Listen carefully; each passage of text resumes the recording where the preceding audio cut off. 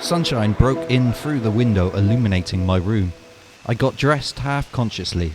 As I put on my coat and gathered my wallet, phone, keys and oyster, I realized I was going out. Seems my body had decided so without telling me. I hit the high street and descended underground, interchanging at stations I'm always walking through, from one platform to platform, up and down escalators, observing the faces of people commuting in the opposite direction. On the black line, I realized I was traveling along routes I always take. As my journey had no destination, I wondered why. I looked at a man standing by the carriage doors. He noticed me looking, but we maintained eye contact, a rare occurrence on a tube. "I know that look," he said. "You're stuck in the mirror." It was hard to hear him above the tube's roar. "You're a living reflection," he continued. "What?" "You're a guest in your own city," he said, smiling. "You're travelling along the route you always take, right?" "Yes," I replied, "but everyone does, don't they? Everyone commutes from home to work." "Yeah, but you're not going anywhere, are you?" "How do you know?" "I've seen that look many times," he said. "You're stuck in one perspective." "I don't understand," I said. "Let me show you," he said, getting up as the carriage doors opened. He motioned for me to follow. My body obeyed. We were elevated on escalators up to the overground as he talked to me about the unconscious nature of the city machine. He continued talking as we walked along the high street abnormally slow, irritating those who had places to get real damn quick. His diatribe captured my imagination but was too perfect to remember, especially as the traffic's roar kept intervening. As he finished, I looked up and around. Panic leapt through me. I realized I was lost, accompanied by an utter stranger. He read me, laughed, and offered me a smoke. I took it. "Don't worry," he said. "I ain't gonna ask you for money." I laughed, then relaxed as he lit me up. I introduced myself and asked what his name was. "My name is..." A truck roared by, blocking out his words. I was too polite to ask again. "You haven't understood what I've been talking about, have you?" he asked. "To be honest," I replied, "no." "Let me put it silly simple," he said, pointing at a shop's glass window. "What do you see?"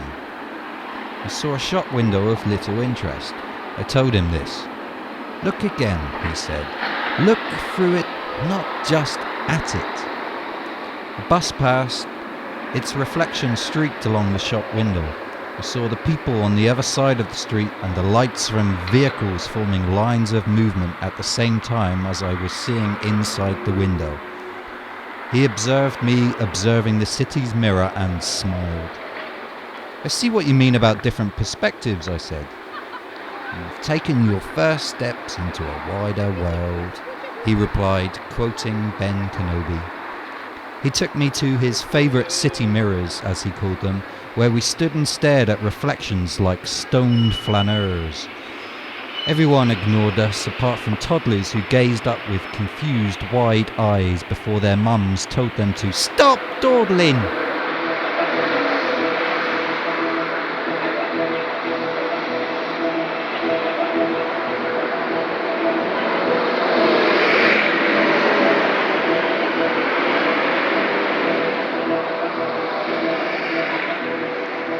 Hours passed. I couldn't get enough of these city mirrors. He enjoyed sharing them with me, but his body tired as sunlight left the city and mist filled the streets. He guided me to the nearest tube. I hadn't the foggiest where we were. As we entered the station, I thanked him profusely for the tour of mirrors and asked if I'll see him again. "Tomorrow," he replied, and walked briskly away down the corridor towards the black line. "Where?" I called after him, but he had already disappeared round the corner. I headed to the blue line.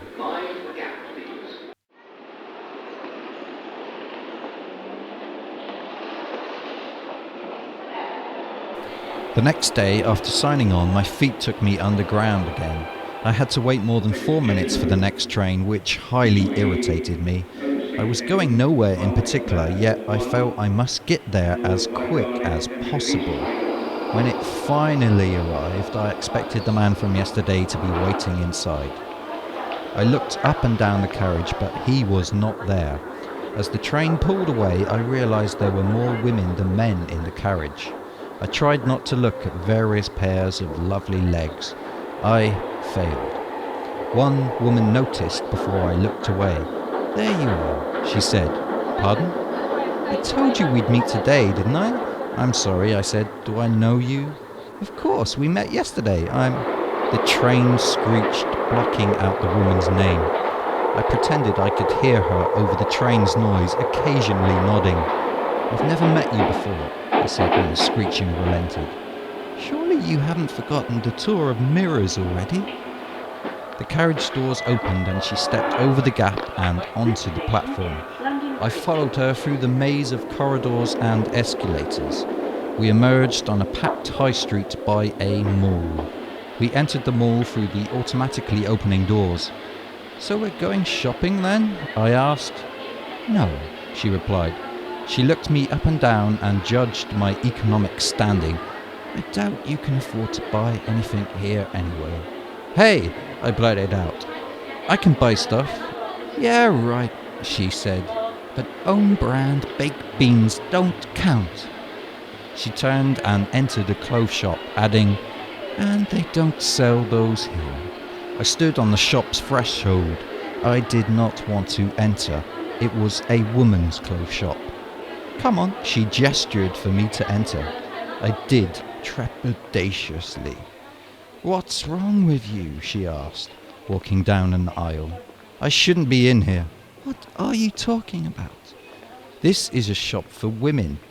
"Oh," she said, "don't be silly. This is a clothes shop, not a public toilet. Men wear clothes too, don't they?"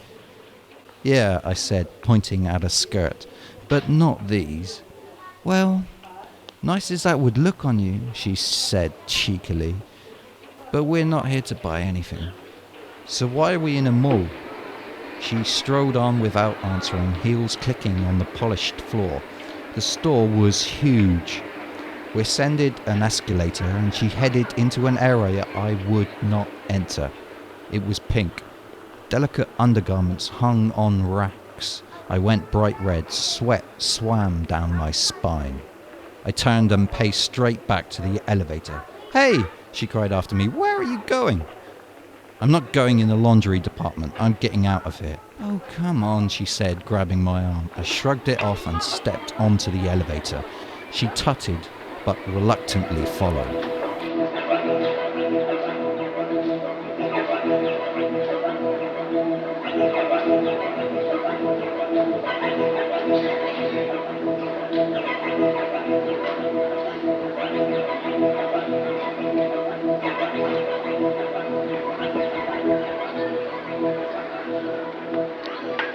We walked around the transitory yet irritating nowhereness of the mall's walkways in silence for a while. She tried to get me into some other clothes shops, even those also selling men's clothes, but I refused. "Why?" she asked. "The men's sections are generally upstairs, so you have to walk through the women's section to get there, and are afterthoughts to the main purpose of selling to women." "You may be right," she said. "But why is it so hard for you to even walk through an aisle of women's clothing?" "It just is." "Why's that then?" I shrugged. She pointed at Toy City. "Okay to go in there?" I nodded. We entered Toy City, which had manifold dimensional properties, being much larger on the inside than it appeared outside. Between the towering and seemingly infinite shelves of plastic toys in plastic packages were caterwauling kids and frustrated parents. Toy City was split down the middle, pink on the left side, blue on the right. On Toy City's pink side, we gawked at anatomically correct baby dolls. Some had white skin, some had black, all were wrapped in clear cellophane like newly grown clones. It's time to giggle.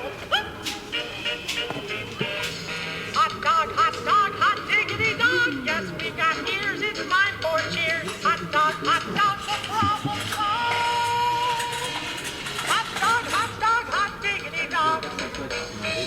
We shuffled over to the blue side. Guns pointed at us from every direction. Action figures snarled. A boy reached for a Lego Star Wars kit. His mother quickly interceded. "You know we can't afford that," she said. I recalled similar scenes from my childhood. "Look at this," said my companion, pointing at a Lego box on the wrong side of town. It was pink and branded Friends, clearly not for boys. "What?" I said. "Can't boys be friends too?" "Guess not," she replied, gazing at a stormtrooper mask. The wailing children's noise became unbearable, so we left Toy City, weaving around children half our height.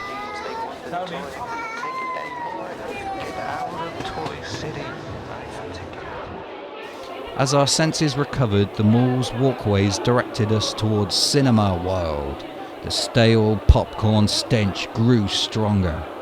"Fancy a film?" my companion asked. "God, no," I replied. "And isn't that buying something?" "I've a monthly ticket," she replied. "Oh." I looked around at the film posters. "Anyway," I continued, "all the films have colons in their titles. I hate colons. They're killing films. Brand name, colon, the 3D CG journey continues." "Suit yourself, Grumpy," she said, entering Cinema World, leaving me behind. "See you tomorrow," I called after her. She disappeared into the people waiting outside Screen 1. I walked back to the tube along alleyways behind high street shops overflowing with litter.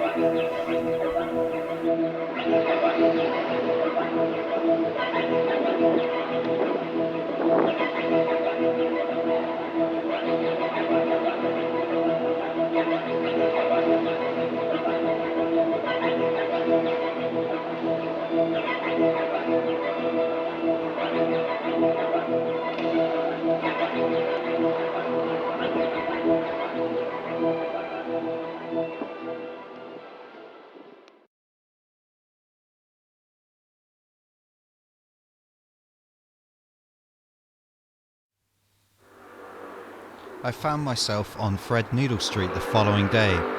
I had been walking around the city wondering when my companion would show up. I sat underneath Wellington's statue. The Bank of England's imposing walls told me to go away, yet I stared at the naked statues of Telemones and Caryatids either side of the main entrance.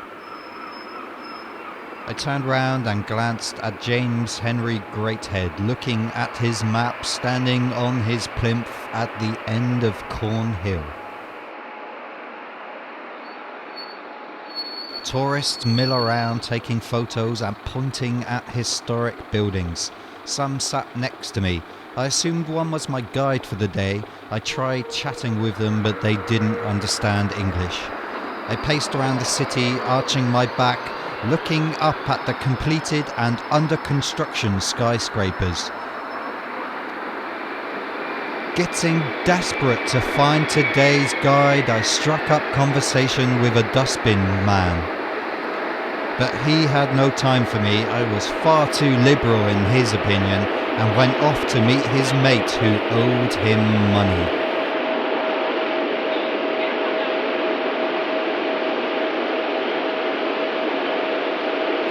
I walked on and past a bin with moving adverts on the side.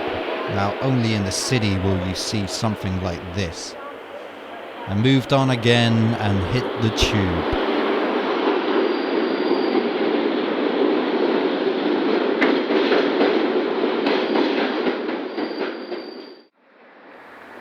I ended up by Charing's Cross Road, just by Centrepoint. I peered through the hole in the fence and viewed construction workers work for quite some time.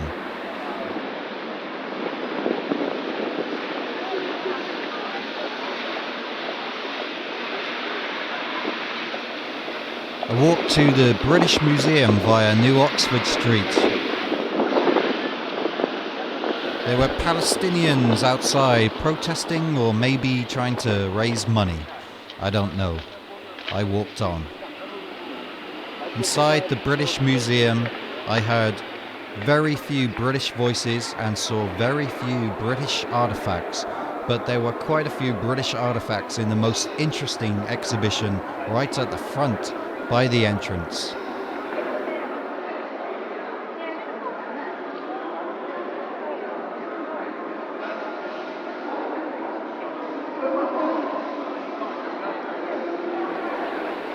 I walked on to Holborn Junction, and in the middle of the road I stared at people who sometimes stared back.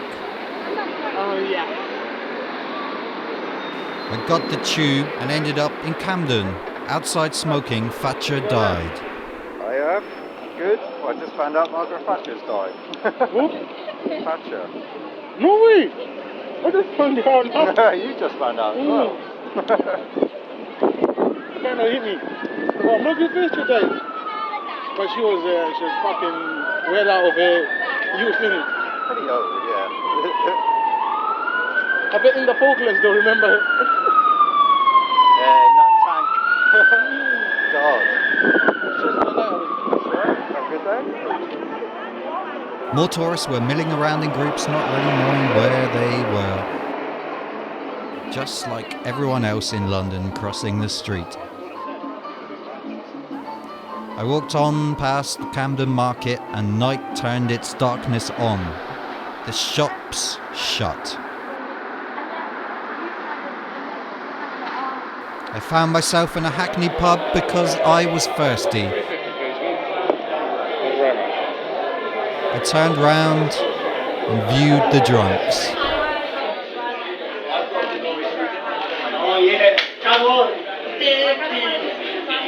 The bar manager, who is also a publisher, decided to close the bar early, so he threw us out. I got a bus, which was much like the pub.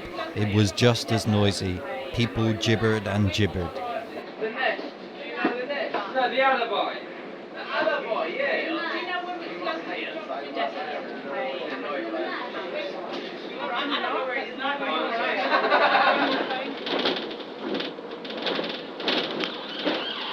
The bus took me to Camberwell. I could tell because ambulances were always going by on their way to the local A&E. I walked around streets that haunted my memories, and on the street where I lost my virginity, I looked up and saw the moon. Right next to her was a tiny blip. Jupiter. I talked to a dope poet outside a gallery cum bar. Strange animal name. She's 112 years old. And then got a bus which took me all the way back to Camden. I stared at the reflections in the water, and a black man, he started talking to me. Stars out, full moon. All them things, people haven't got time for that, man. But I love things like that. Part of nature. Life is funny, you know? Very But fun. life is a learning process. We learn something every day. We learn something new every day, you know, but it's for us to know. People walk around with their eyes closed, man. They just like, you know, when someone focus, I'm gonna do that. They don't think life is not like that. We have to show your life shorties, but people spend maybe planning. I'm not saying you shouldn't look forward to the future and plan ahead, but you gotta live up for now. Take one day at a time, you know? Not 1 month and 1 year at a time. Every little second of the day, man. Take it. And with that, I went home to the red zone I call my home.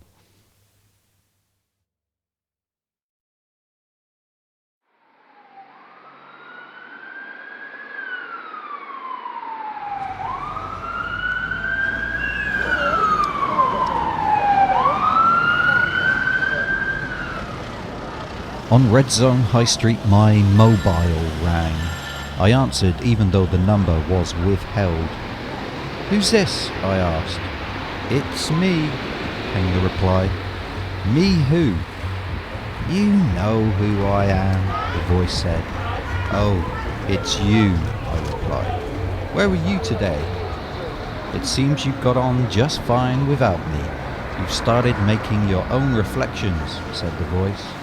"You're no longer a guest in your own city. You don't need me anymore." "I guess not," I said. "But who are you, really?" The voice started talking, but a bus pulled up. Its roar covered his words.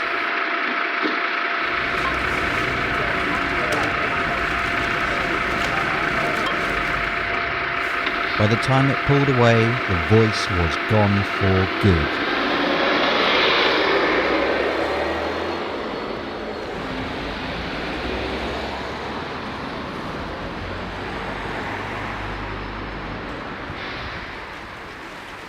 Rain started plummeting down, so I returned to my home.